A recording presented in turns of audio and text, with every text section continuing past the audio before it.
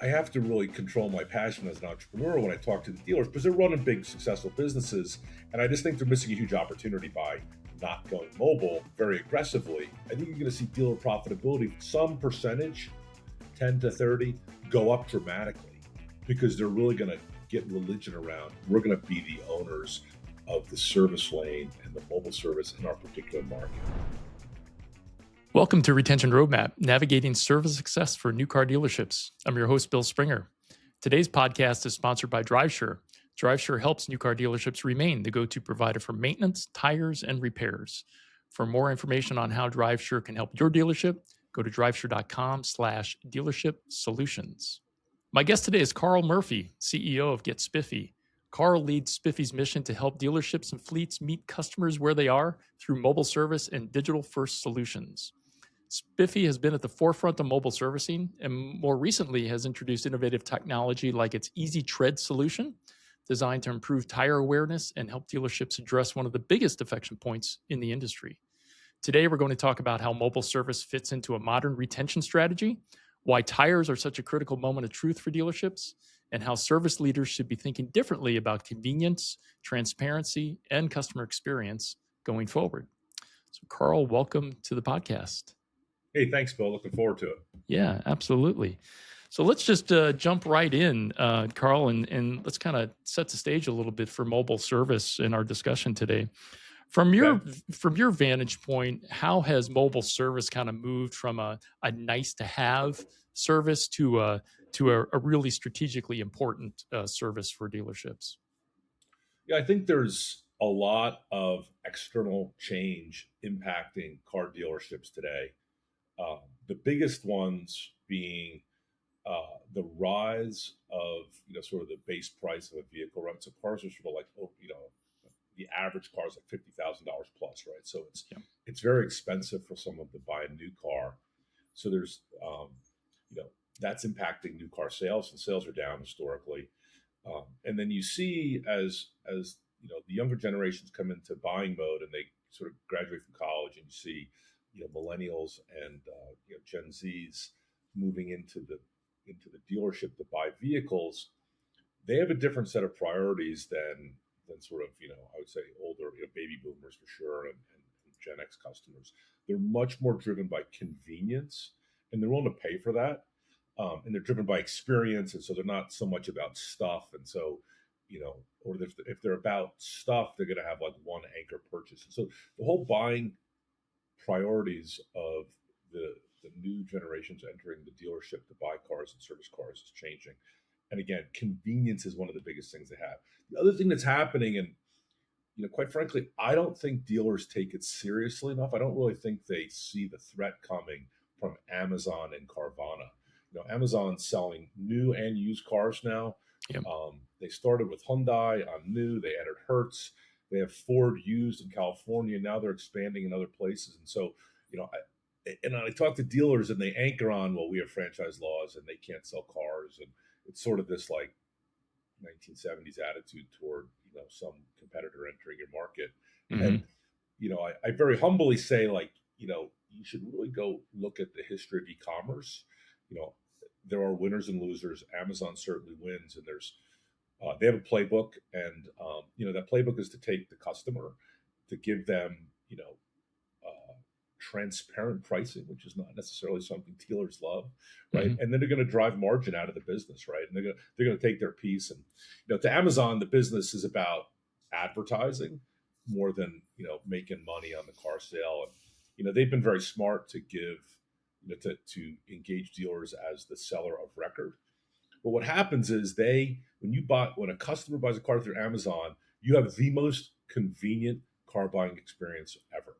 Mm-hmm. Right? You sit at your desk and you look at inventory and you buy the car. It's so different than what's in the dealership.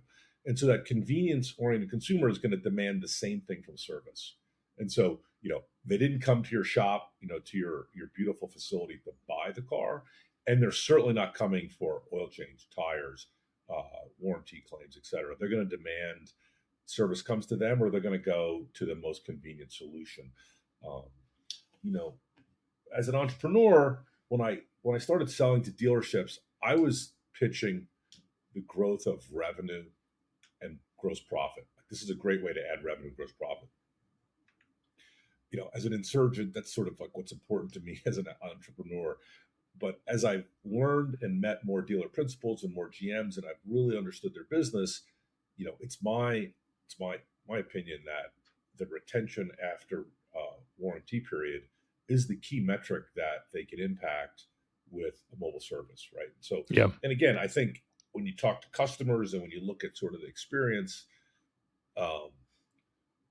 industry wide retention after warranty is like 35%, right? Yeah. Right. If you're losing 65, 70% of your customers, you have to go, resell them. And so dealers are super focused on selling cars today, but that's eroding. We're down sort of like 2 million, like 16 million cars a year now, where it used to be like 18.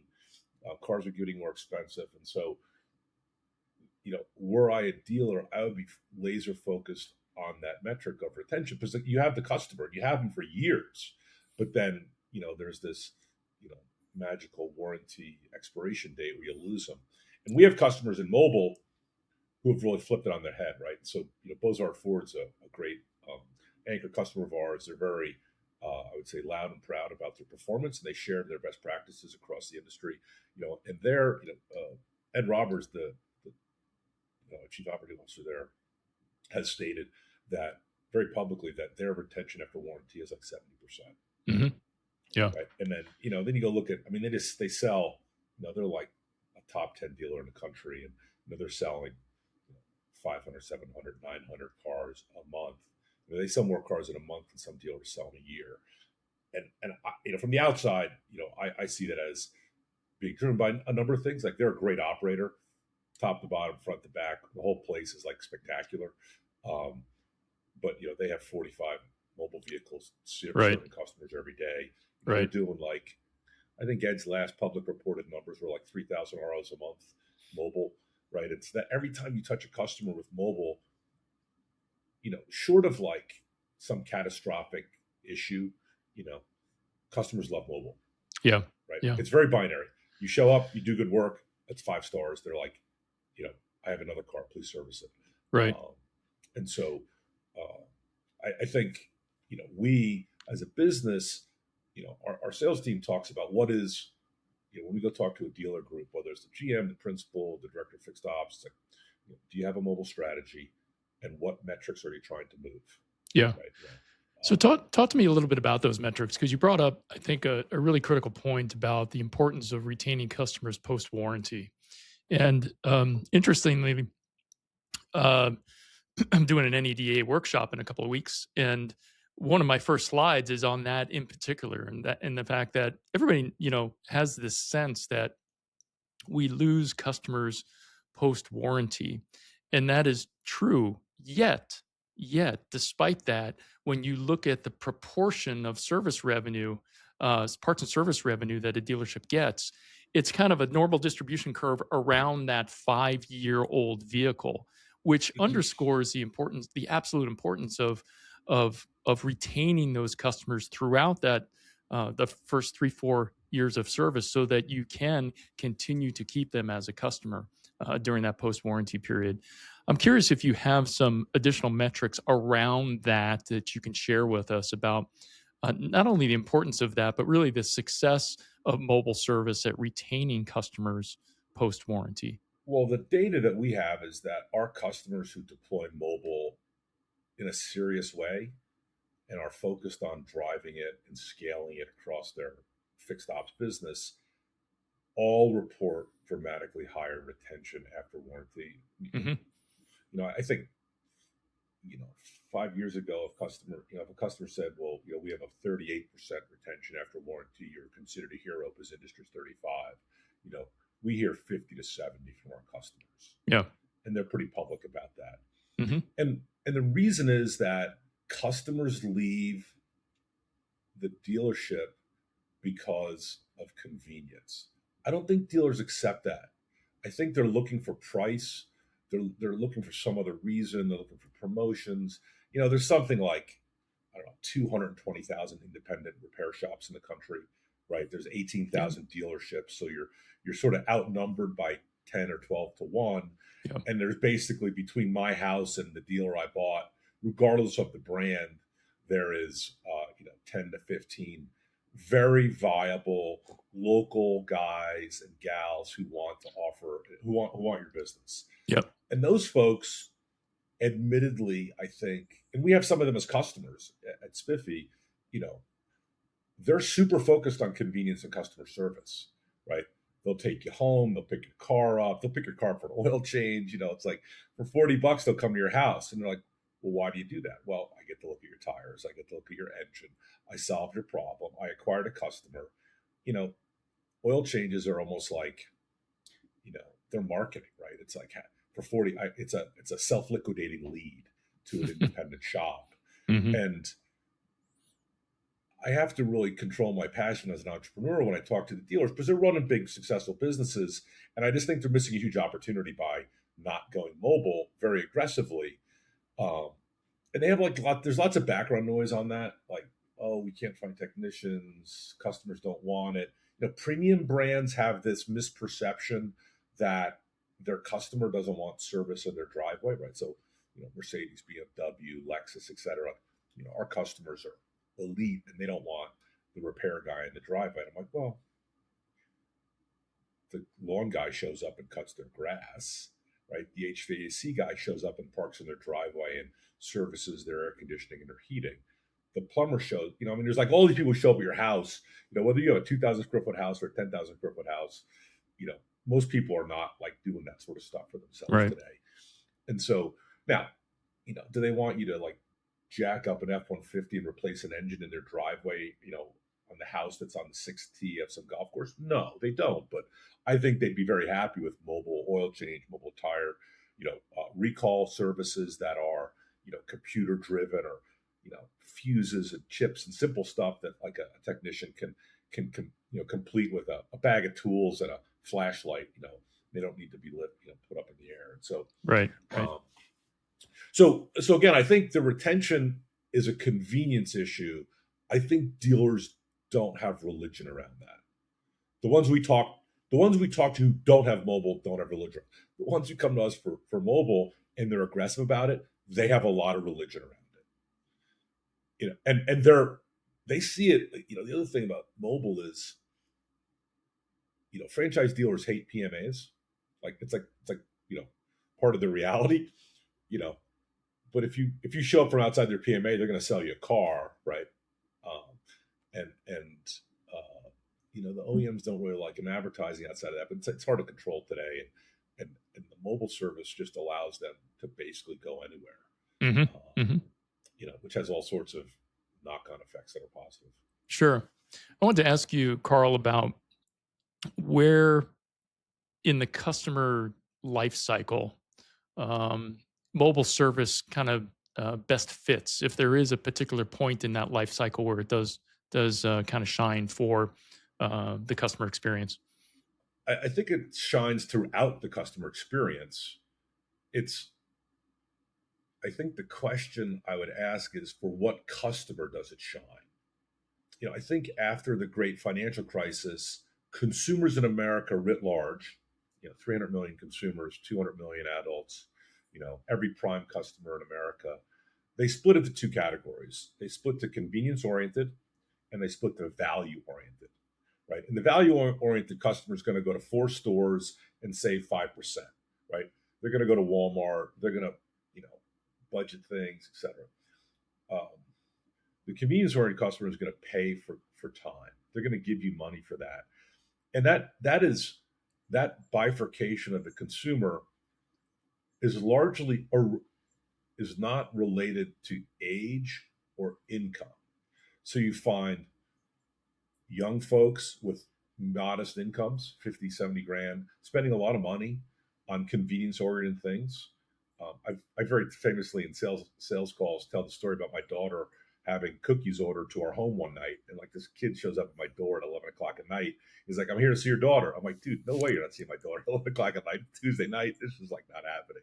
He's like, no, I'm from Insomnia Cookies. Your daughter ordered 2 cookies. And I'm like, okay. So I go talk to my daughter and I'm like, we have cookies. Why don't you bake them? We have like 5 bags in the pantry. Dad, I don't have time. I'm studying. Okay. Hey, what those cost? $5. I'm like, $5. what cost? The cookies are $5 a piece.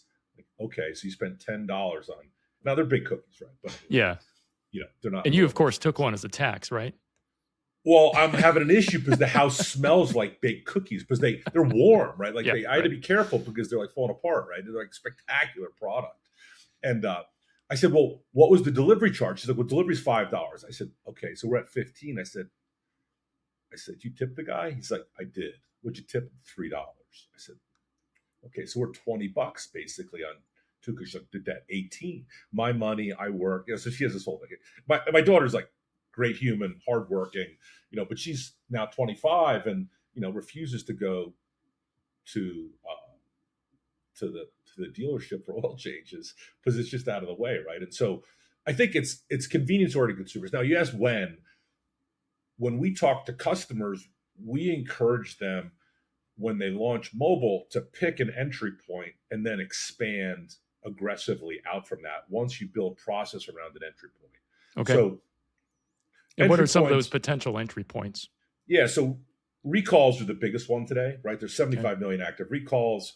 It's a customer service problem for the OEM and the dealer, and it's a huge revenue opportunity, right? You're going to get labor, and you're going to get, in many cases, a mobile spiff from the OEM. Ford has big compensation, Chrysler has some compensation, GM has some, and so recalls, and it's a problem. And so when we show up, dealers have a problem servicing recalls. So they hate to see it in the shop because like the scheduling happens. Like I have a master tech, and he's like flashing a computer. He's like totally underutilized. So they want to get it out of the shop. So we have a whole product around called Recall Capture that helps them launch recalls. So that's generally where I would say half start. And then depending on the brand, we talk about fleets. Like fleets have a huge opportunity for like they don't want to send cars to dealerships. Like a lot of commercial vehicles don't go to dealerships just because of the delay in time, right? Of course. 5 days or whatever. Yep. Parts, etc. So mobile's an opportunity in fleet. And then, we talk to dealers about selling it in F&I. Like sell it to the customer when they buy a new car. If they're selling maintenance, put an uplift if you want. If you're selling, 3 years of oil changes for $300, sell for 400 or 500. At the point of sale, customers are buying that or not buying it. It's my perception they're not price sensitive on those things, right? Especially if you're selling convenience, like, hey, we're going to come to you and do every oil change at your home. And so I think throughout the entire process of servicing the customer, there's no bad place for it. It's just like, what's the pain point in the particular dealership? And again, our experience today is we recommend recall because it's such low hanging fruit, right? And it's such a pain point where we can go in and be a hero in 90 days. Yeah. And it's a great way in which to reactivate a dormant customer and give them the white glove treatment to get them, to reactivate and continue to come back to you, or for the dealership to go to them. Right. And I mean, it's when you take a problem, which is a recall, and say, now it's a solution. Okay, I'll come to your house and fix it. Right. Right. And then, they can look at the other cars. Do you have other vehicles, or do you need maintenance on those vehicles? Did you buy them from our dealership? Are they used? What are you doing with them? I mean, there's this whole sort of we call it land and expand. Like you land in the customer's driveway, and then what else is there for you to do? And depending on how aggressive you are and sort of the profile of your technicians, it can be quite expansive. We have a dealership in Texas that services farm vehicles. He's like, look, a lot of our customers are farmers, and we go service their F-150s and their 250s and their 350s at literally the ranch. We're doing tractors and skid steer loaders, and the guys we have in our shop and on our vans have the capacity for that. We're stocking the filters and all that sort of thing. Sure. I want to shift, Karl, to talk about tires because we both know that tires are a major defection point, and I know that Spiffy has really recognized that and helped dealers bring some awareness to tires. So, talk to me a little bit about tires as a major defection point and how Spiffy is helping dealers address that. Yeah, so we had, in Spiffy history, we serviced a lot of consumers. So we've done over 4 million services. I'd say half of those were to consumers. And we learned a lot about the consumer psychology. We sold tires to consumers, and what we saw as we were selling tires to consumers is a consumer profile where the tire is generally not understood by the customer. Like, it's on the car, it came with the car. I know I got to change them. I don't know why they go bad. I don't like spot, and they're expensive, and I don't understand the rating. What's a R40? Like the ranking on the side of Sure. the tire. Like, what does all that stuff mean? And then when you go to have a problem, the service advisor is talking to you in very technical terms about camber and alignment, and then they start talking to you in tread depth and in fractions of an inch. And the reality is most Americans aren't very good at math. Whether you have a master's degree or a high school degree, ask an average American to add two fractions together, and they're going to like fail 75% of the time. So you talk to them about 4/32 of an inch or 6/32. Like, they have no concept of what that means. And so I think what a customer presents with a tire need, there's all this lack of education, which then marries up with demand and not a great sales process, a technical process. And so, and then what we found is, a lot of those buying decisions are made by women. A lot of those are professional women, and nothing aggravates a professional woman more than like a lack of education around some technical thing. Like, hey, I'm a doctor, but I don't understand tires. Like, I just need the thing fixed. Can someone explain to me in a pretty simple term why, and then what are my options, right? Sort of gold, bronze, and silver, gold, silver, bronze sort of thing. And so I think there's this education disconnect, and then people don't understand how long tires should last. I mean, some tires last 20, 30,000 miles, and some last like 80,000, and they're not sure what they bought. Sometimes you buy these cars with high performance tires, and you have the car 18 months, you took 2 trips, and the things are raw because they're these high performance tires that wear out.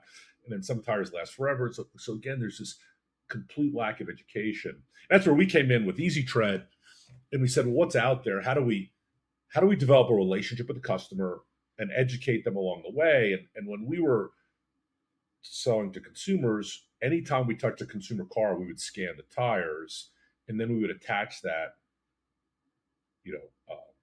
It was really a color image that showed red, yellow, green. Red's tread depth under 4/32 was very accurate. Green is sort of 5, 6, 30 seconds. Yeah. And when you show it to a customer, like when your tire's all red, it's very clear your tires are not safe and you need to buy new ones. Yep. And there's no discussion about it's 3/32 and you have some sort of alignment issue and technical mumbo jumbo from the tire expert. Right. It's like your tires are jacked, and you can buy a tire for $150, $250, or $350, and you can buy 1, 2, or 4. Here are sort of your options. But if and we found that if you had 2 or 3 scans, you had this discussion with the customer, we could sort of say, look, you're at 20,000 miles. It looks like you're going to need tires at 40,000. So then you're planting the seed in the customer's head. When I look at my mileage at 40,000 miles, I'm going to probably need tires. That's probably going to cost me $1,000. And they're sort of thinking that way. So when they show up at the shop for their maintenance at that mileage, they sort of already have been pre-sold over a period of time that this is coming on, and there's some budgeting going on. And like, we saw like, oh yeah, you guys have been telling me about that for like 6 months. I'm sort of annoyed by you telling me that, but like, you've been building this case with me that I'm going to need tires. And then the other thing we see is like, when we sell Easy Treads to dealerships and to independent shops, the service advisor process is different in many shops. In many shops, the service advisor doesn't want to get out there and look at the car and scan the tires. What we find is, if the service advisor, when the car is brought in, scans the tires and talks to the customer about it, and then follows up with an electronic message, they're having a much higher success rate. We had a customer in Georgia, Atlanta, Kraus Automotive Group. Like, they doubled tire sales with Easy Tread by just having this process where we're going to scan every tire, and we're going to talk to the customer before they leave, when they drop their car off. And that process really helps them, get the picture and the process really come together. And I think at some level, I've talked to principals about this. So principals say, well, I don't want to spend technology. My folks aren't going to change their process. I said, well, the technology is actually a check on a process that the tires actually scan. You can't pencil whip or you can't fake a 8/32 scan from our, you have to go take a picture of it and to get the scan. And so that forces your team to get out there, and then subsequently you're gonna see the tire sales go up. So I think in many cases, and the other thing that happens with tires is, the margin on tires is lower than the margin on maintenance. And so in some ways, the service advisors would rather sell you a $500 repair job, depending on how they're compensated, versus, two tires, or four tires. Right. Talk to me. I want to make sure that we get some clear information on your Easy Tread and how that Sure. It differentiates and helps a dealership bring more awareness of tires to the consumer. So can you briefly talk about that?